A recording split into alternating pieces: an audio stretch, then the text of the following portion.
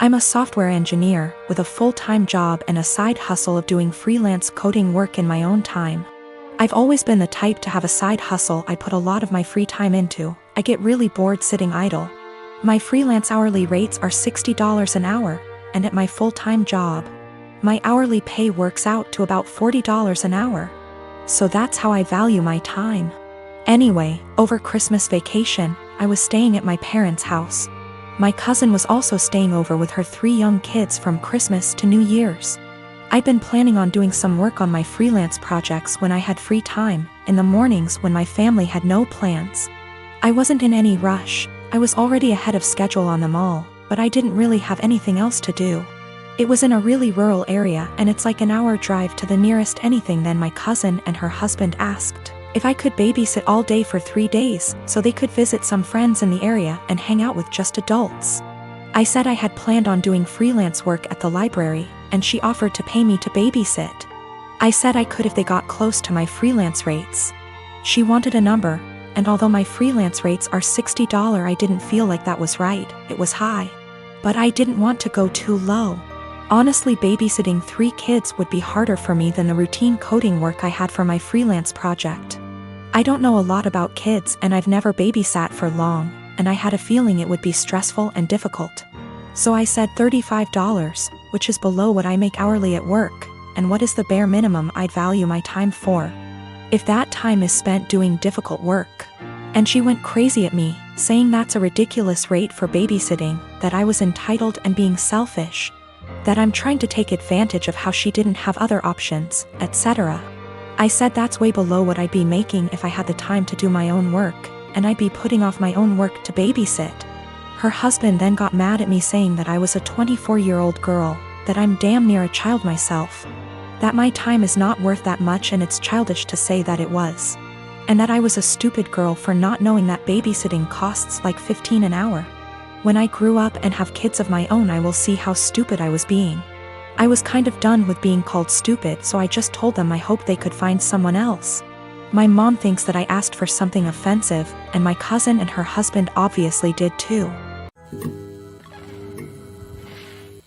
I've always cleaned as I cook so that when it gets to the end of the meal, there's minimal mess. My husband is the opposite. When he cooks, it's like a bomb went off. I've encouraged him to clean as he cooks. And if we're doing a big meal / holiday meal together, I often make sure to assign him that role. Like most people, one of us cooks, the other one cleans up. I am the better cook, so I cook like 80% of the time. He gets an easy cleanup. I'm busier than usual at work, so he's had to step up. Whenever he's done, the kitchen is a mess. I don't even get how it happens. There will be oil splatters untouched, stuff drying to dishes, peels and meat.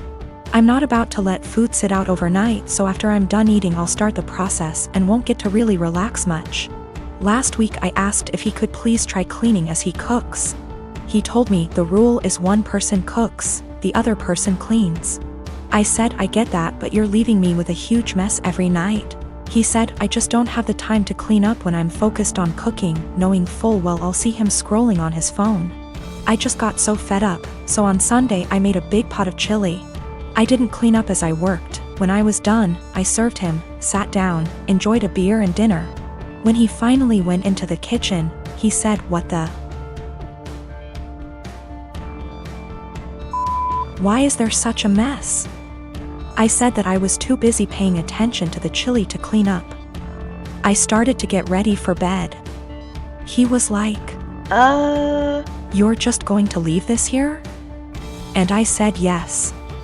He said he would have to wake up extra early to clean up and that he had to be at work earlier than usual, and was supposed to play a game with his friends later that night, so could I just clean up? I said no, I cooked, so he has to clean. 2 days later he's still pissy with me because he ended up not being able to game and told me that he didn't get enough sleep, and was exhausted at work. Not to be too snarky, but it's not like he's a surgeon, because I had to prove a point to him. I told him that nothing else seemed to get his attention, and I feel pretty justified. He told me I was being a smug asshole about it and it was childish. We don't have a dishwasher, there's no room for one, so everything has to be done by hand. Additionally, doing the dishes means cleaning up the counters and stovetop and sweeping the floor, taking out the trash if need be. When I make chili, it's a process starting // dried chilies that I toast, soak, seed, pulverize, etc. Then there's cooking the dried beans, then there's the onions and garlic and the peels, any other veggies, seeding tomato, cans of tomato, grinding the spices, etc. Then there's grating cheese for the top, etc. It definitely left a ton of dishes and other stuff behind. So another thing that comes up is whoever cooks also cleans, but since I cook most of the time, I just don't see that as being also fair to me. I'll end up spending almost every single day after work, I've been ending work at 6 or 7 some days lately, cooking and cleaning. If I had him cook more, I would definitely start to gain weight, and then we'd have another issue altogether. A while back, my brother married a woman who had an 11-year-old son named Billy. A year later, my sister-in-law gave birth to a little girl. 2 years later, she gave birth to a boy. Billy, who was 14 by this time, was treated like an outsider. My sister-in-law and brother saw him as a burden who spoiled their picture-perfect family. If you asked my sister-in-law how many kids she had, she would say 2. Billy started acting out. He got involved with a bad group of kids and started getting into trouble. He started failing all of his classes. He eventually got into drugs and was suspended from school. My brother and sister-in-law were fed up with him. I asked my brother if Billy could spend the summer with me and my husband. We have a hobby farm, and I thought maybe getting away from his life for a while could help him some. Well, they were more than happy to get rid of him, my SIL's words. It was kind of rough the first few weeks. He had a lot of anger issues. But my husband kept his hands and mind busy doing work on the farm. And we both made sure that he knew he was loved and wanted. By August, he was a totally different kid. He wanted to keep living with us, but my sister-in-law insisted that he come home. After 2 months, he went back to his old ways due to his parents' indifference. They ended up sending him back to us, and he lived with us throughout high school. He ended up being an A//B student and kept with a really great group of kids. He got involved in baseball and got a scholarship to a local university. He's 22 now and is in his last year of school. He's engaged to a really great girl. When he was 16, he started calling me mom, and he started calling my husband pops. He never really had much to do with his mom, and he had nothing to do with my brother.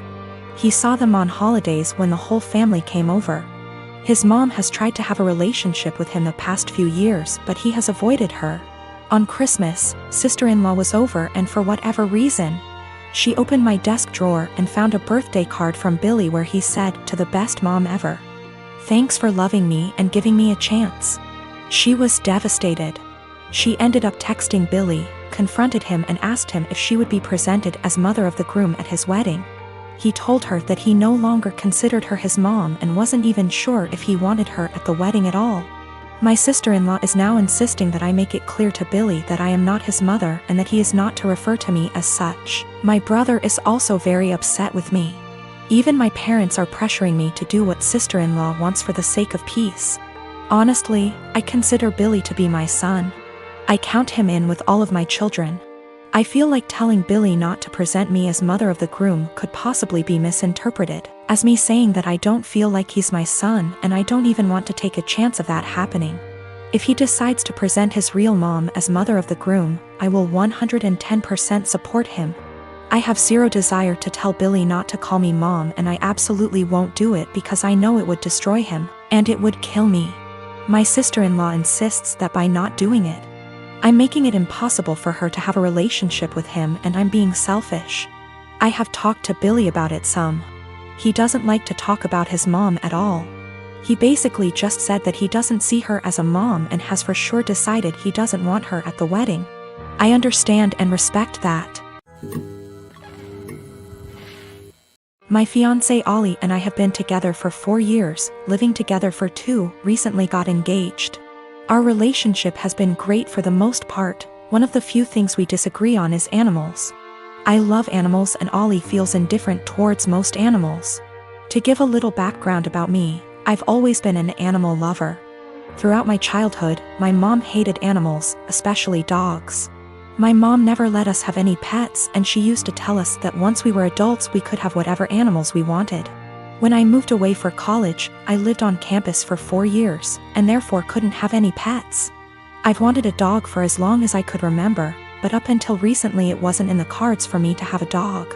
Ollie and I currently live in a not-so-pet-friendly city for renters. I always lived in apartments that never allowed pets, even with a pet deposit. When Ollie and I met, I told her about wanting to get a dog someday. Ollie told me that she doesn't like a lot of dogs, but would be open to the right dog. This was in the very beginning of us meeting. I basically made it really clear that I will own a dog one day. Throughout our relationship, I would occasionally bring up wanting a dog. Ollie would remind me that our apartment doesn't allow for pets, which was true. Ollie and I agreed that once we moved into a place that allowed for pets, we would look into getting a dog. About 2 months ago, Ollie and I moved into a house just outside of the city we work in. The house is a good size for the two of us, plus extra. The landlord is pet-friendly, and the house has a huge, fenced-in yard. It's a much more residential area, and there's a dog park about 3 blocks from the house. On top of the house being perfect for a dog, I'm in a financial place where I can afford a dog. I make very good money and I don't have to travel for work. I'm mentally prepared for potential pet fees and other expenses for having people watch the dog. Since we're finally settled in the house, I decided to mention to Ollie again about going to the shelter and looking at the adoptable dogs. Only this time, Ollie didn't have an excuse for why we couldn't get one. After a few weak excuses, sometimes we go away, Ollie broke down and told me that she doesn't want a dog. In fact, she's never wanted a dog. She was hoping I would forget about my dreams of wanting a dog. I'm not sure what to do. I'm trying to reason with Ollie, but she said her answer will always be no to a dog. She just doesn't like them and doesn't want them. She basically gave me an ultimatum, either her or my potential dog.